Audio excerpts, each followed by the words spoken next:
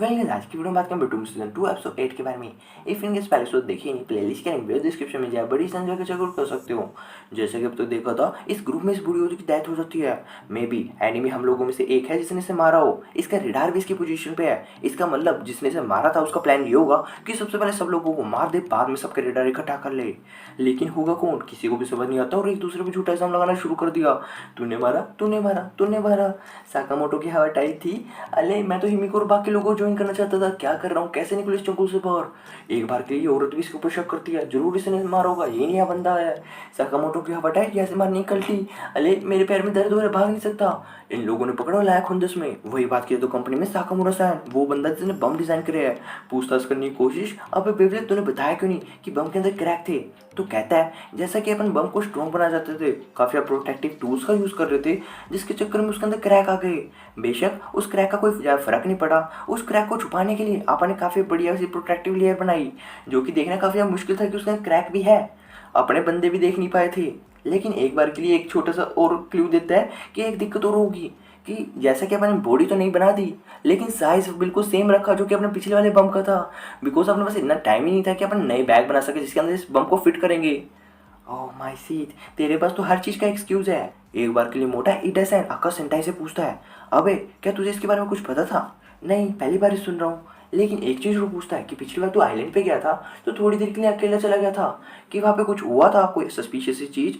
कहता है कि सेम वही चीज हुई थी जो कि मैंने आपको रिपोर्ट करी, इसके अलावा कुछ नहीं। और बड़ी आसानी से इस जवाब को टालते हुए कहता है कि अपन को मेन फोकस करना चाहिए कि अपन जो प्लेयर्स है, विनर होते हैं, उसको रिकवर कैसे करें। बिकॉज अब तक अपन किसी भी बंदे को सही तरह रिकवर कर ही नहीं पाए। देख चुका था पिछले एपिसोड में जहाँ पे डॉक्टर मर चुका। बड़ी साइंस ने अपने ऊपर आया हुआ सवाल को टपा दिया। Quite suspicious. वही बात कहते रियोटा के घर पे, जहाँ पे इसके डैड उस अनजान से बंदे के साथ आए, चलाई रियोटा की वीडियो गेम एंड मिलते हैं इसके दोस्तों के साथ एंड कहते हैं कि मैं रियोटा का डैड हूँ, क्या तुम में से कोई बंदा सेंटाई एडा हाई स्कूल के बारे में जानता है?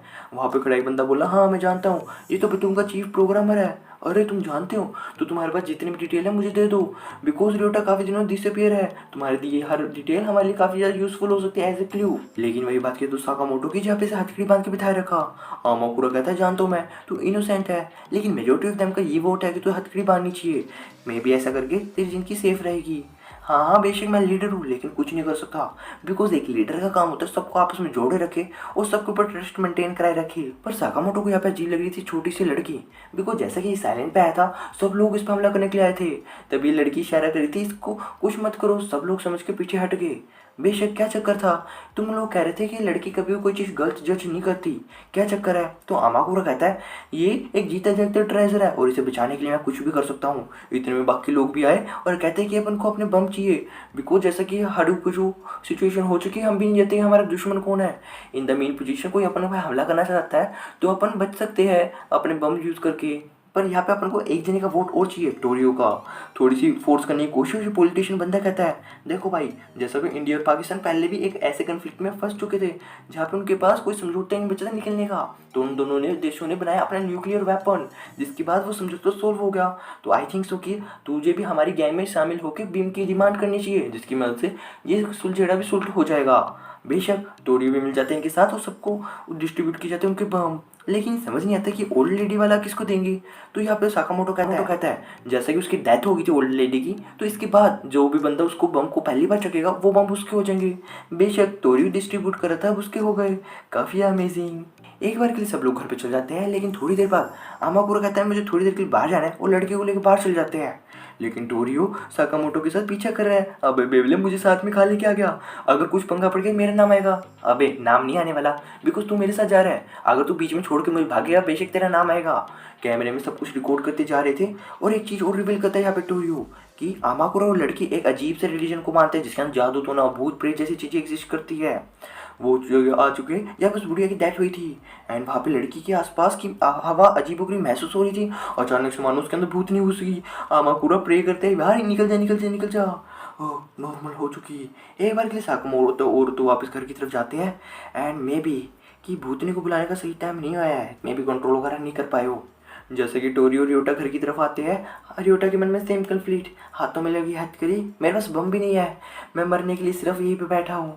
हिमिको बाकी लोगों से मिलना चाहता हूँ लेकिन मिल नहीं सकता, मेरी टांग में दर्द हो रहा है, पहनने के लिए कोई जूते नहीं। क्या करूँ, मेरे हाथों की हथकड़ी खोलने के लिए मुझे बाकी लोगों के ऊपर विश्वास जितना पड़ेगा और हटाना पड़ेगा मेरे ऊपर सस्पेक्ट, जो कि सोच रही कि मैं ही विलन हूँ। कैसे, how I can remove that thing. एक बार के लिए तो ये भी कहते हैं रियोटा मैं तेरे से टीम अप करना चाहता हूँ, बिकॉज बाकी लोगों के ऊपर मेरा बिल्कुल भी ट्रस्ट नहीं है। हाँ, ट्रस्ट मेरे ऊपर है तो मेरी हाथ की हथकड़ी खोल दो ना।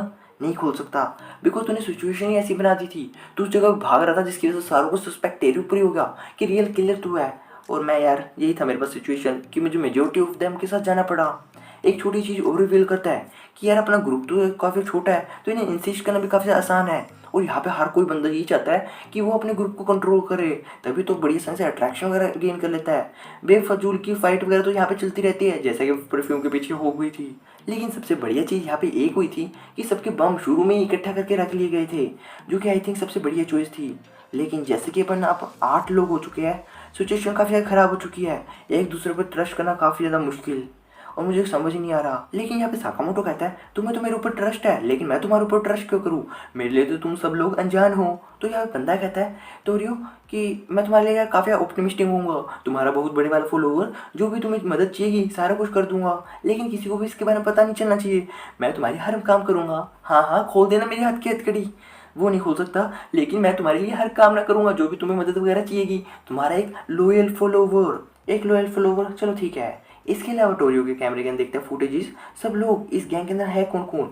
ये ओल्ड मैन जो कि एक पॉलिटिशियन है, करप्टेड, अपनी चिपड़ी चुपड़ी बातों में सबको ऐट लेता है, काफ़ी इररिस्पॉन्सिबल।